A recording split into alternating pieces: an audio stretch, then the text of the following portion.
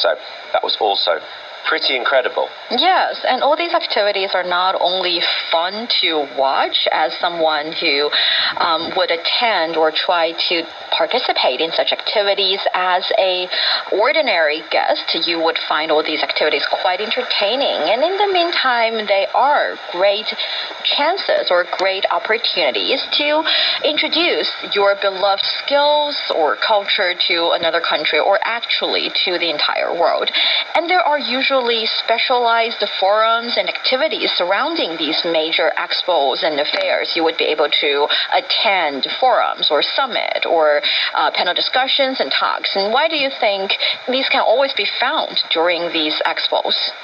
Because, first of all, we say it is cultural exchange, and one part of it, I think, is communication. And these, I think, form of conferences or forums can offer people these opportunities to actually, talk to each other and exchange their ideas or understandings. Because I think, cultural exchange can actually develop or promote a deeper understanding of different, no matter it's traditions or customs or ways of life, just like, these Maori cultures, right? Exposure to these diverse cultures promotes, I think, tolerance or empathy or appreciation for the richness of human diversity and humanity even. So I think these forums and these conferences can actually give people this chance to actually, have a better understanding with each other. Yes, let alone that they can actually use these platforms to network, to share the latest knowledge about their industry, to form a community, to learn about policies, and have all these different kinds of ideas sharing. But, of course, on top of being the sideline of these majorly economic-centered activities, we do have many cultural activities and cultural conferences and fun festivals. Let's start with the festivals. I love the festivals the most. There are many film festivals in the past year of 2023. Some happened here in Beijing, in Hainan, and there is the one that Roundtable has put a lot of heart into. That is the Golden Panda Awards. I think each one of us has recommended several movies that's been nominated during the Golden Panda Awards, and we were quite good. Many of our picks actually won the awards. Whoa. Seems like we have the same taste with the judges.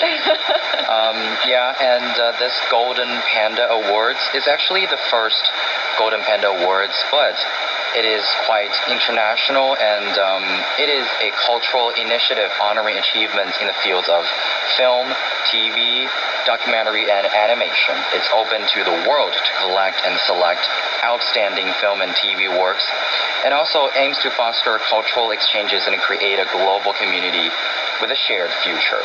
The Golden Panda Awards takes place now, we know that every 2 years, and is permanently hosted in Sichuan, which is in southwest of China. So this year, the first Golden Panda Awards was held in Chengdu from September the 19th to 20th, and the award received a total of more than 7,000 film and television works as submissions.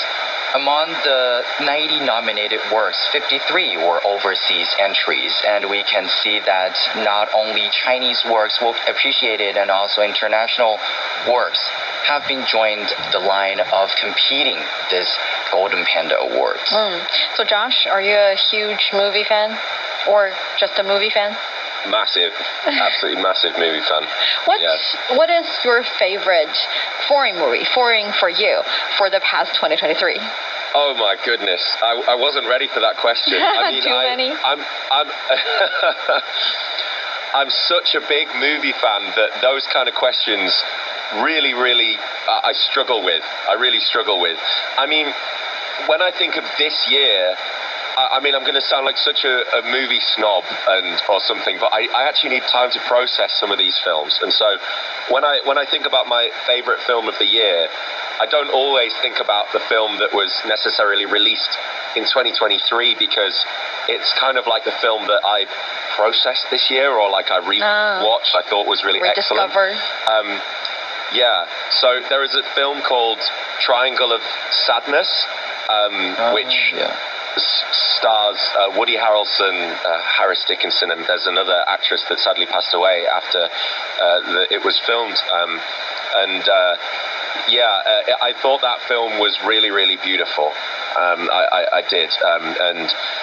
This was like a comedy. It was a very dark comedy, and it really sort of split audiences. Some people thought it was pretty tasteless and that its commentary was not that intelligent, but I think that it was interesting because it really depended on how you were brought up, and it really made fun of sort of the super rich and also the fashion industry and gluttony and all of these things. And I really loved this movie. I found it hilarious. So that movie stood out to me a lot, I must say, if I had to choose one. But that was more towards the end of 2022, but I rewatched it about 3 times in 2023. Well, does that count? Yeah, sure. The reason I asked you this question is just to build up to my next question. That is, when do you start, or let's just say when you appreciate a movie from another culture, do you find it a special kind of experience, or do you have this kind of, let's say, intention of actively select movies from different cultures to appreciate? Because for me personally, when I was just, in high school or even in university, I watched mainly Chinese movies and also movie in English so that it's easier for me to understand. But gradually I started to watch a lot of movies from, for example, Spain, from Italy, from, of course, France. And I realized that they have definitely different type, different vibe, different kinds of way to tell a story, and I was drawn to it. And I realized it's sometimes not only about the storyline, the arc of a character. It's also about how it's presented, and that has a lot to do with the background of the director, of the actors and actresses and the producers, and it's quite interesting to be able to appreciate all these different kinds of works from different cultures and countries. And my starting point was actually a movie festival, which is why I'm a fan of movie festivals. Yeah, absolutely. I think that it's quite easy to get stuck in your bubble, with anything when it comes to art or information, right? We know that it can be quite difficult to break out of it, even if you want to, because your options are only limited to those things that you're exposed to, and sometimes you have to make that active effort to appreciate maybe other movies and things like this, and film festivals are a brilliant way to do that. A lot of my friends that regularly attend film festivals, they say that they love it for this specific reason, because they discover or even rediscover films that maybe they didn't pay close enough attention to, or maybe because the film didn't have good enough translations or subtitles or something like this. This can also be a big factor that film festivals usually take really good care of, right? Especially when it comes to translating properly, which, as we know, can be very difficult sometimes. And then, maybe some films have been dubbed or something like this. There's also a lot of film festivals that replay older movies and things like this. So they are really important, and they also give an opportunity for new filmmakers, I know, to submit brand new films. And if you look at a lot of really established directors today, and if you go back and look at their really early portfolio, film festivals often play a crucial role in giving them that platform to demonstrate maybe their first short film or their first film that was probably much lower budget than the films they're making today. And that is specifically the reason that I'm very happy to see that there are many established and also growing number of emerging festivals here in China, and hopefully in the year 2024 we get to enjoy more. And on top of movie festivals, of course, activities related to history and art is also something that we can appreciate and enjoy quite so much. And I know for a fact that Yushun has some personal experience in these activities. Oh yeah, so as I mentioned before, I attended the 6th Silk Road Dunhuang Cultural Expo. And super jealous. Yes, I think the point is that it was held in the city of Dunhuang, which is northwest China's Gansu province. And this city is just, I just don't have more words to say aside from fascinating and enchanting. Yes, and since its inception in 2016, this expo has aimed to promote cultural exchanges and cooperation between China and countries along the Silk Road. So this year's event featured a series of activities, including seminars, exhibitions, and cultural performances. And I have to say I had a great experience in Dunhuang, and I think Dunhuang is also just the perfect place for this event, not only because, these attractive Dunhuang culture, but also the Dunhuang holds immense cultural and historical importance as a major stop along China's ancient Silk Road. And this city served as a vital crossroads for trade and cultural exchanges between China, Central Asia, and the West. And I think it is absolutely, connecting the past and the future, Dunhuang, this place, and also the relics we can see in the Mogao Caves, which is located in Dunhuang. There are a lot of relics that was actually not from China. They are from the West. And that is a place that is jointly created by different cultures. And we can see now it is also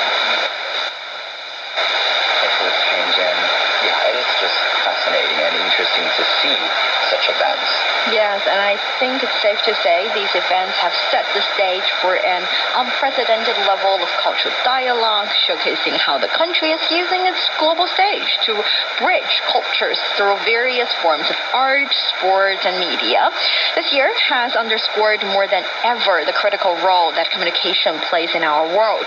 It's the bridge that connects us, the lifeline in times of need, and the foundation upon which we build understanding and empathy. As we look to the future, let's commit ourselves to nurturing and expanding the platforms for dialogue and exchange. Whether it's through technology, art, or simply everyday conversations, each of us has the power to contribute to a world where bridges are built more often than walls. It's Roundtable with myself, Niu Honglin, Yu Shun, and Josh Cotterill. After the break, we'll take a look at how young people are going to take the initiative and show their entire family a good time celebrating the coming new year, modern style. Don't go away.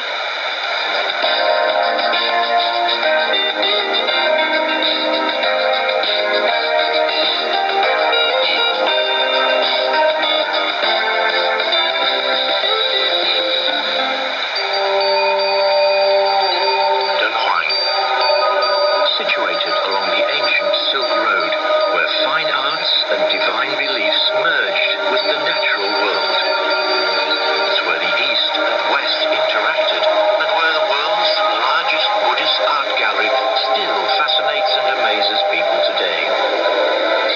A place where stories of life and death, love and hatred, passion and desire, faith and sacrifice have been generated and told for 2,000 years.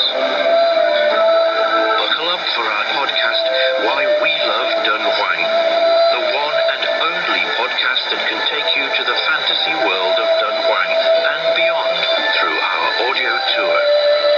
Listen and subscribe for free on major podcast platforms. Why We Love Dunhuang? You will have your answers. The strong wind was howling, whistling. He was the first Chinese citizen to graduate from Yale University in the mid-19th century. I was born on the 17th of November. She had prominent features. 3 of us were old enough to lend a helping hand. He navigated between two vastly different cultures and moved further to realize his dream and promote understanding between the people of China and the United States. Ye Mingxing was a native of Hanyang. I realized no danger. China is really awakening. Come and join us in discovering the incredible journey of Yong Wang in his autobiography, My Life in China and America. Check out the Audible stories on radio.cgtn.com and all major podcast platforms.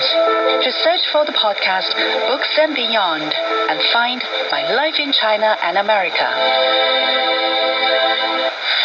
Discussion keeps the world turning. This is Roundtable.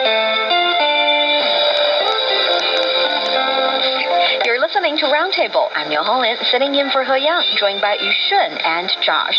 Coming up on the second half of the show, we're diving into a fascinating shift in the Chinese New Year celebrations, the rise of the young generation as the new masters of ceremonies. Gone are the days when the festive season was just about traditional rituals and elder-led customs. Now, young people are stepping up, infusing the new year with a blend of modern flair and traditional essence. How are they planning to give the New Year celebrations a fresh, exciting twist? And what does this mean for the intergenerational family dynamics? Stay tuned as we explore this vibrant transformation of one of China's most beloved festivals. And it is the time for Roundtable's Happy Place segment, where we each share something that has made us happy this week. Hope it will inspire you to find what truly puts a smile on your face as well. Now on Roundtable.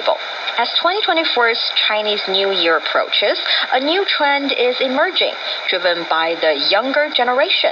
With a keen focus on individuality and social media influence, as well as the old tradition's real essence, young people are redefining the celebration of this age-old festival.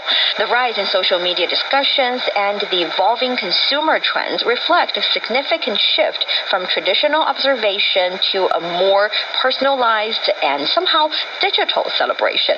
So we are witnessing this change of attitude of younger generation in the first place when it comes to celebrating traditional holidays. Their, let's say, preferences and attitudes are changing. So what are some of these changes? So first of all, during the Chinese New Year, what Chinese people value the most is, I think, the concept of family reunion, right? Although this reunion brings joy, it also involves some traditional customs. And some young people may think it is a little bit old, and they may also encounter some of the inquiries from relatives about their maybe marriage or career or income, and these make young people, hesitate to go home and for this reunion. However, it seems that young people nowadays have more options for activities.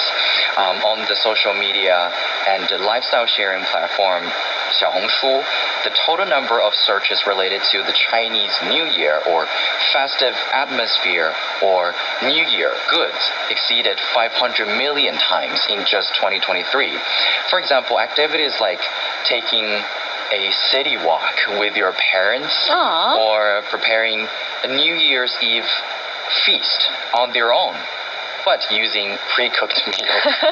That's not preparing by your own. It's just, buying food. Well, it's still preparing, but also another, I think, newly emerged custom, collecting Fu characters, which means happiness and fortune, to exchange for red packets, are also becoming popular alternatives for the younger generation. So Josh, I was wondering, because there are a lot of traditional festivals in the Western world and specifically in the UK, I think if I have to, I would compare the Chinese New Year to the Christmas, because it's also about family reunion, getting back to friends and family from your childhood sometimes. And what's young people's, let's say, perception of Christmas? Do they enjoy this holiday very much with their families, or are they a little bit of, in the mood of changing it? Well, I think that much like China, globalization and technology has certainly had an influence on these holidays, and I think that in the digital age, technology just plays a big role in how everybody celebrates anything, and so some of the more traditional values and traditional activities that people have for a long time celebrated at Christmas have slightly changed because of technology, but I still think that it is a really important time of year for younger generations in the UK, for example, also in the US, anywhere that celebrates Christmas, to be honest, because although things change, I think that having this time period in the year to take a break is something that every human looks forward to. And I think one difference with Christmas is that for a lot of people, in my own country anyway, this is really the only time of year, the only day really that everybody is going to celebrate, aside from maybe New Year's Eve or something like that. And even a lot of work companies these days, bear in mind that New Year's Eve and Christmas Day are only 6 days apart, right? So it's within the same week. But a lot of people that work these days, they will probably have either New Year's Day or New Year's Eve off work or Christmas. They might swap it every year. So we kind of hyper-focus on this one day a lot of the time. Not to compare holidays here. Obviously Chinese New Year is usually slightly longer, and there are other holidays in China as well. And not only is the Spring Festival relatively longer, it's also not that close, but close enough to the New Year's Day, which means that this whole month, or sometimes even longer than that, is vibrant with this festive atmosphere. People started to think about the changing of years. We're embracing and celebrating the New Year's Day first, and then the Spring Festival. And there are a lot of preparations done by people waiting and longing for the celebration of Spring Festival. And this year, a lot of young people are taking the initiative of doing so, because previously some of them would just consider this a really traditional family holiday, that they would just go back to the family, go back to their parents' house and just enjoy the food and the snacks and everything prepared by the family members, or by, to be honest, their parents. But now they are becoming the main director of this great scene, of this great festival in their family.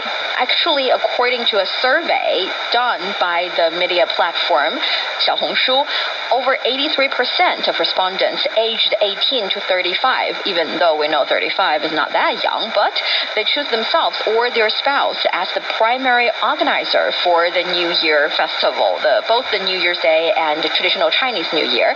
And they are also taking the initiative of, like Yushun has mentioned, preparing for food and preparing for the big meal for the family.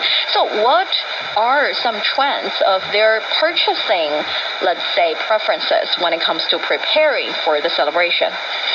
Yeah, first of all, I think, one thing that is reflecting from these, I think, internet-oriented state of mind is that people would like to share what they do and what they want to do on these social media platforms.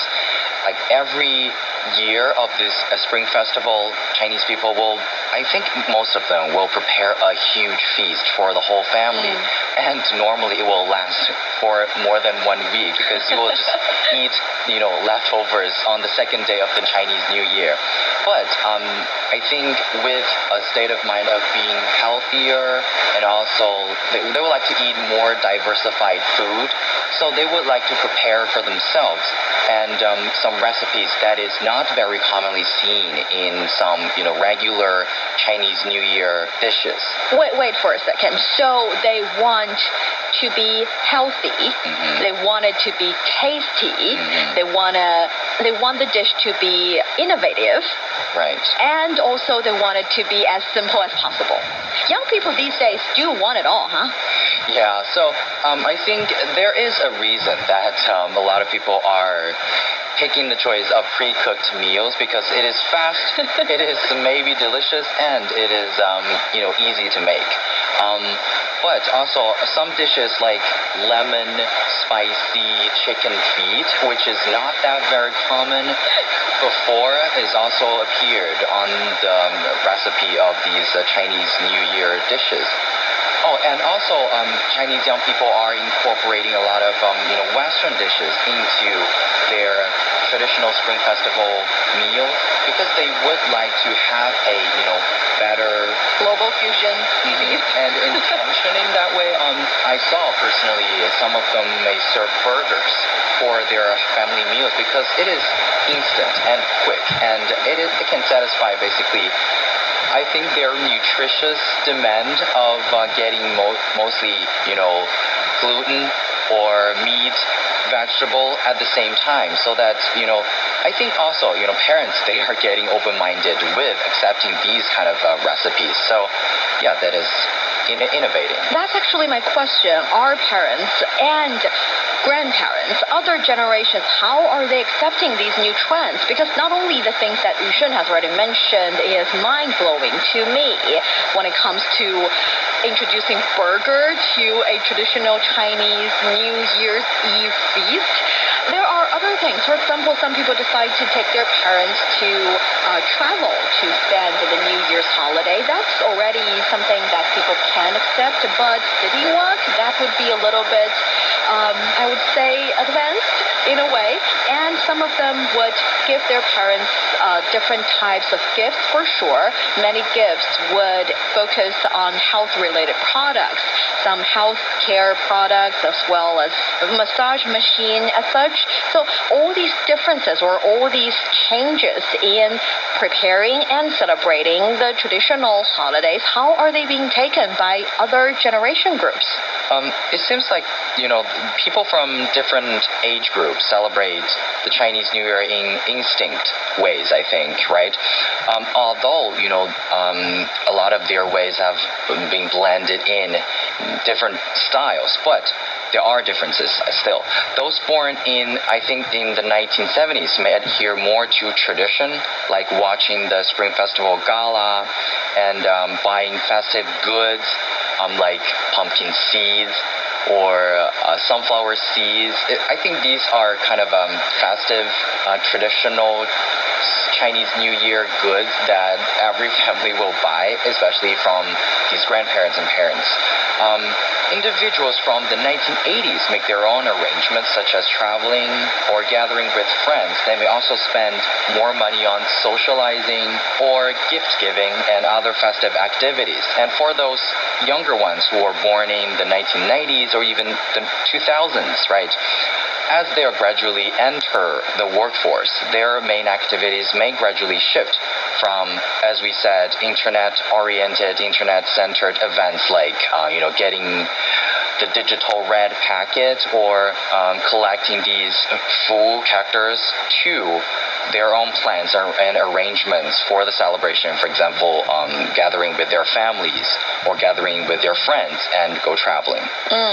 And another very interesting trend here in China that we've observed is that many young people started to pay more attention or have a keener interest in observing or participating in traditional activities celebrating the Chinese New Year. And I was wondering, how's the traditional Chinese New Year celebrated in overseas countries, for example, in the UK? Well, I've actually had the pleasure of celebrating Chinese New Year in the UK because when I was at university, I was studying Chinese history. That was one of my disciplines, and I had a lot of classmates who were from China, and they were studying other subjects, but still I had the opportunity to celebrate with them. And to be honest with you, it was pretty similar to celebrating Chinese New Year in China because we just did the same thing. I mean, the difference was that their family members weren't there, and that's obviously a huge difference because Chinese New Year is often focused around the family. But when it came to food and gathering inside, obviously it's usually cold at that time of year. In the UK, it's also particularly cold, in late January, early February sort of time.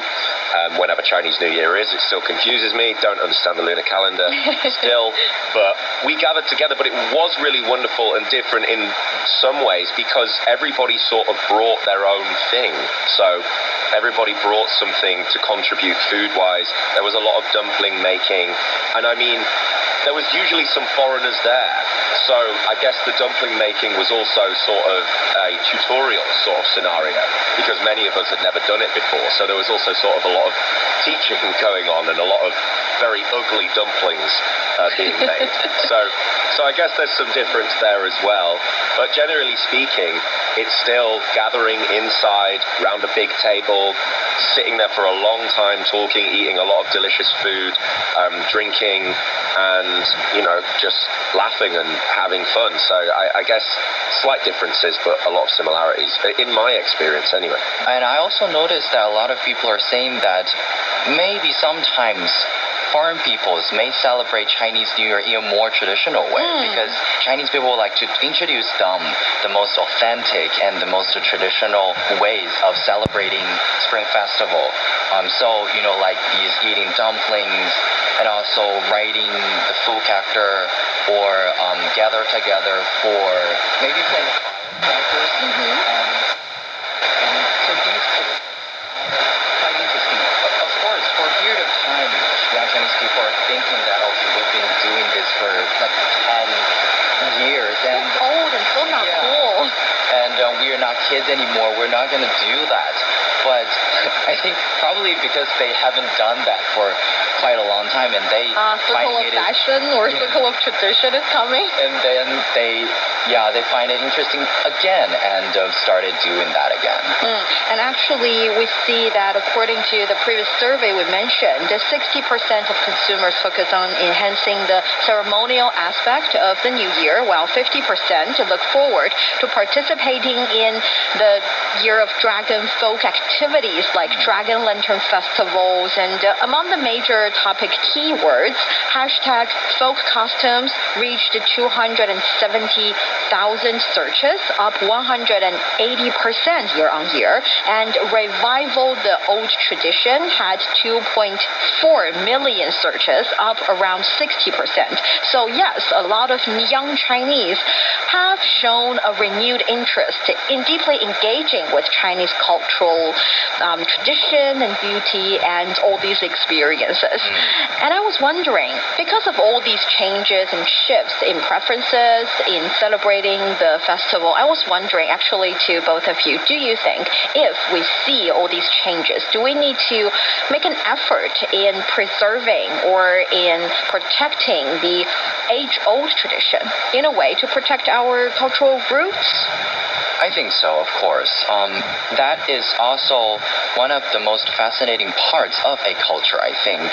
When keeping these customs and traditions, they can remind people of these, old times. And also, I think it is not bad that we are also engaging technology into these traditional cultures.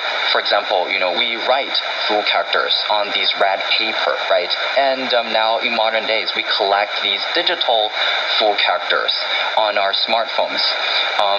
This spirit behind this tradition is to welcome prosperity and auspiciousness into the new year, and on the surface it looks like that people are collecting these characters.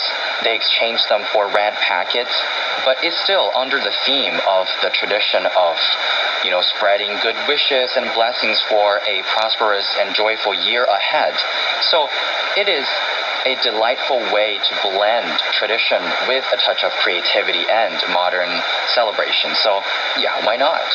Well, I think that it is important. I think that it's also important to move forward and, be flexible with this and not be too picky with it. But I know that when I grew up celebrating Christmas in England, I went to quite a religious school when I was younger, so Christmas was pretty religious around that time. And I don't do that anymore, and I don't really feel a need to either. But I must say that I am happy that I had that experience, because what it gave me was an appreciation and, I guess, first-hand experience and knowledge about those traditions. And so I think that there's definitely something to be said there. The symbolism and meaning of a lot of these traditions, if they are practiced and maintained to some degree and appreciated, then I think that we can have a greater appreciation of society as a whole, right? So in that sense, I think that there's definitely a way to connect with one's identity and heritage. Yes, and we're all product of our own time. We all have cherished memories, favorite traditions, and those things may change through time. Yet it is here on Roundtable we discuss all these changes, all these trends, and see how this transition impacts the cultural and social fabric of the society. That's fun, and we'll see how it goes in the future. And you're listening to Roundtable. Coming up next, Roundtable's Happy Place. Delivery.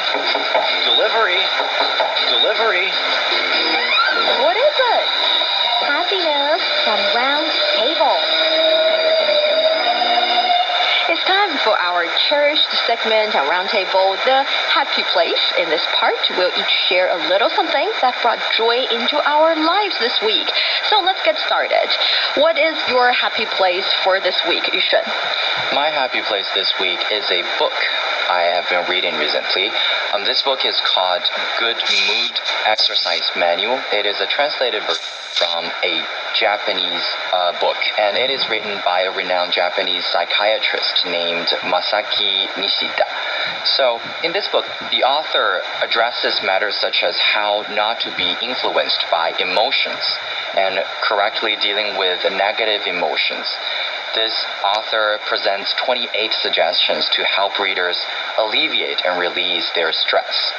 So the reason that I like this book is that it accurately hits upon my inner thoughts when I was reading it. Yes, making it seem like it suddenly expresses my innermost feelings, and the author is able to offer some suggestions regarding these thoughts.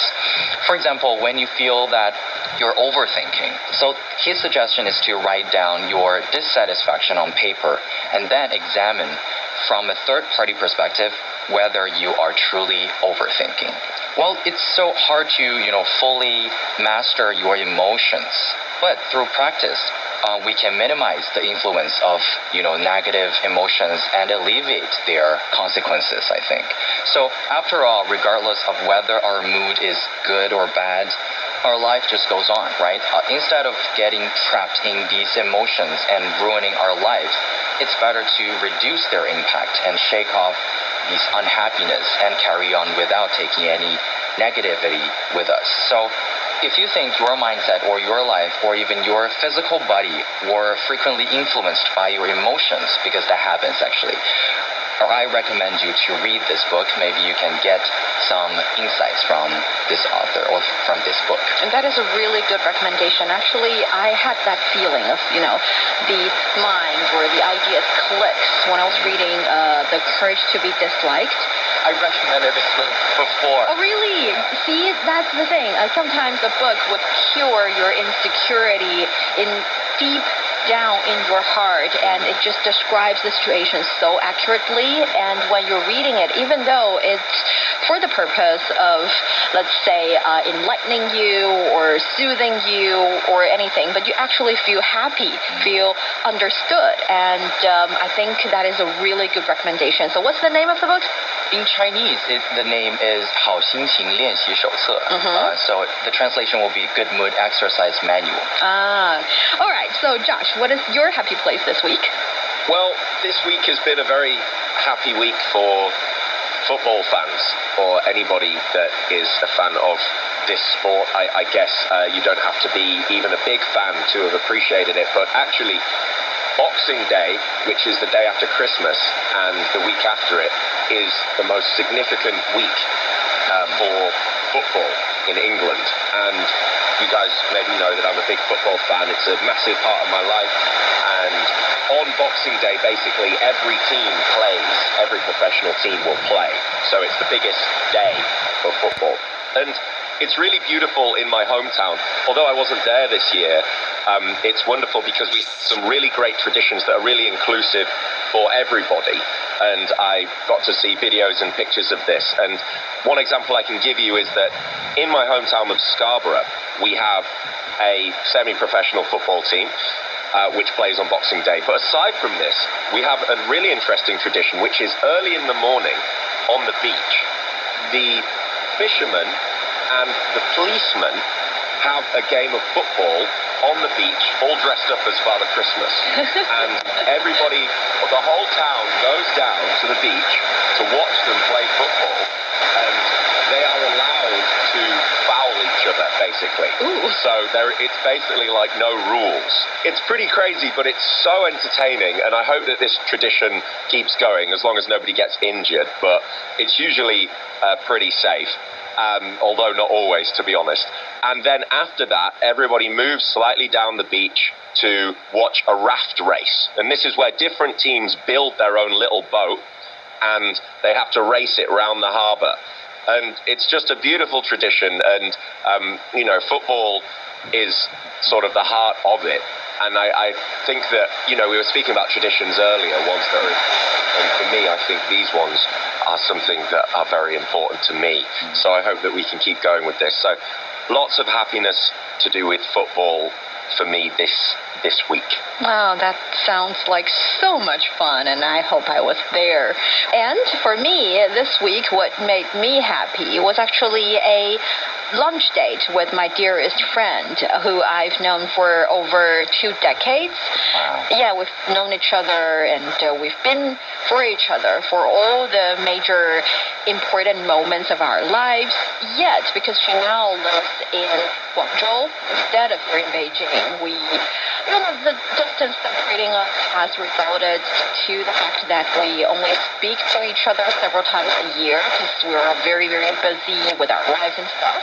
Yet this week we reunited, and sitting across from her, I was just reminded of the beauty of friendship, of how amazing some simple moments in life bring so much joy to your daily lives, and that these moments might be really unproductive or not,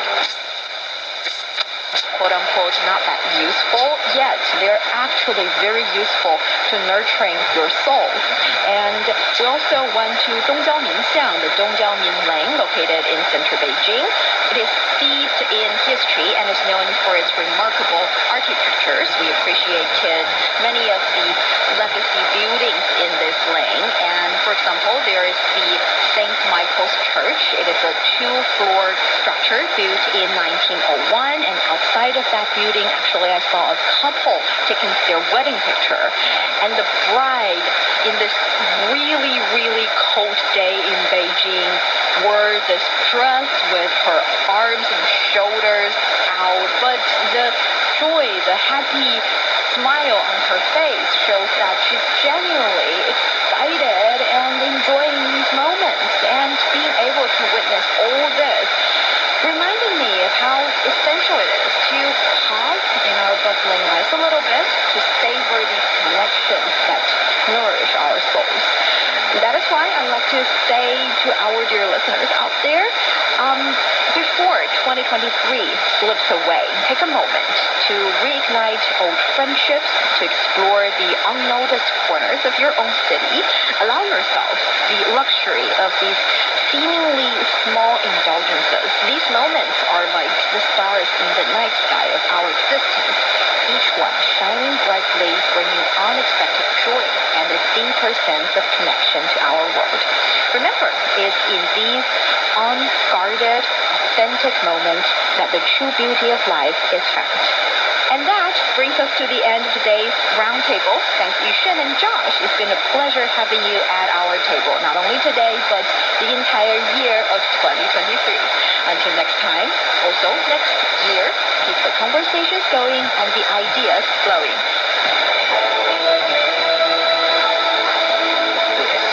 CGTN Radio. Here.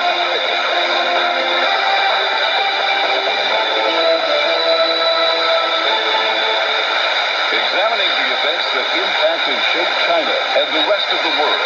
This is the Beijing Hour, 1 hour of news and information brought to you every weekday. Now here's your host. Welcome you with you on this Friday, December 29th, 2023. You're listening to the Beijing Hour, coming to you live from the Chinese capital. On today's program, Israel warns that it may open a second war front on its border with Lebanon. The U.S. state of Maine has disqualified Donald Trump from running in the state's presidential primary. And we'll review China's top 10 news stories of 2023. In business, an expected surge in consumption and tourism in China during New Year holiday. In sports, both North London teams lose in the Premier League. In culture and entertainment, a New Year's concert in Beijing. Now today's top stories. Israel is warning that it may open a second war front on its border with Lebanon. Israeli officials say they're running out of patience during exchanges of fire with Hezbollah along the northern border. The army chief says the military is in a state of high readiness and has approved plans for possible combat in the north. Meanwhile, Israel has admitted that it made a mistake in one of the recent strikes that resulted in heavy casualties in Gaza. Isabel Debris with the Associated Press has more. International pressure and criticism has mounted, of course, over the soaring Palestinian death toll now at over 21,000 since the beginning of the war. But Israel insists that its bombing is not indiscriminate. However, it has made a rare acknowledgement of error over a strike on al-Maghazi refugee camp in the central Gaza Strip over the weekend that killed over 100 Palestinians. Israel's public broadcaster Khan said that Israel admitted that in this strike it used the wrong kind of munition. It quoted a statement from the military saying that as a result of this kind of munition used, extensive collateral damage was caused. That's a quote, something that could have been avoided. Now, on Israel's northern border with Lebanon, we also are seeing tensions surge after Hezbollah claimed the responsibility for a barrage of rockets that were fired into northern Israel, causing extensive damage to towns in the north.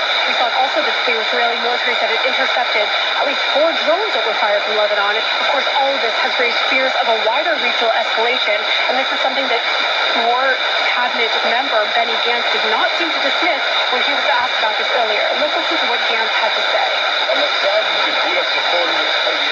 The situation on the northern border requires change. The hourglass for a political arrangement is running out. If the world and the Lebanese government will not act to stop the firing on the northern settlements and keep Hezbollah away from the border, the IDF will do so.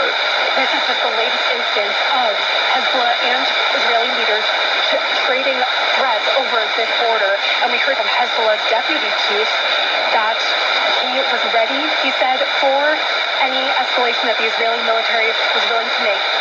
That was Associated Press reporter Isabel Debris. A Hamas official has said the Palestinian militant group is open to any ideas or proposals for a complete and final cessation of aggression against people in the Gaza Strip. Regarding the political initiatives and the proposals that are being talked about, they first confirm the movement's openness to any ideas and proposals to completely and definitively stop the aggression against our people in the Gaza Strip. Our people don't want a temporary cessation, but rather a complete cessation of the aggression. Osama Hamdan also reiterated the group's position that the remaining hostages who have been held in Gaza since the group launched its October 7th into Israel will only be released if is implemented. He was responding to a media inquiry about the ongoing discussions regarding a roadmap to end the Israel-Hamas war, including a proposal Egypt recently suggested. As for the enclave's post-war governance, Hamdan said it would be a decision of the Palestinian people alone. Israeli Prime Minister Benjamin Netanyahu has once again cancelled a cabinet meeting that was aimed at discussing control over Gaza after the Israel-Hamas conflict. He's been putting off such meetings amid Israeli bombardment of the territory. Fred Murray fills us in on possible reasons why Israel keeps avoiding talking about the issue and its implications. Benjamin Netanyahu's recent war cabinet was due to discuss effectively what happens next and who governs Gaza after this conflict comes to an end. Now, some have been pushing the idea that the Palestinian Authority takes over. They manage parts of the West Bank right now. But factions within Benjamin Netanyahu's government, those on the hard right, and also Benjamin Netanyahu himself, have pushed back against that idea.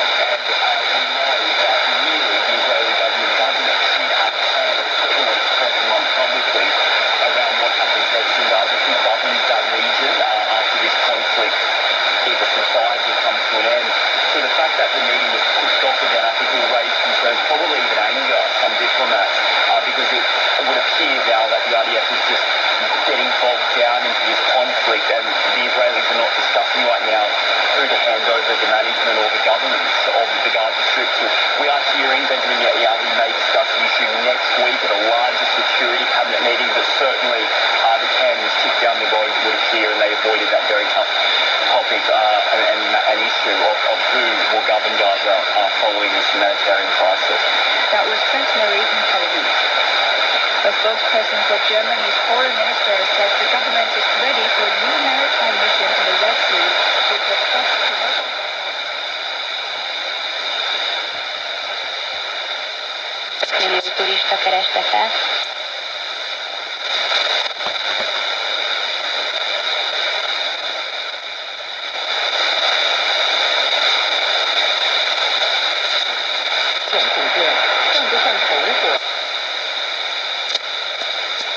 $1 millió yuant jövedelmezett. A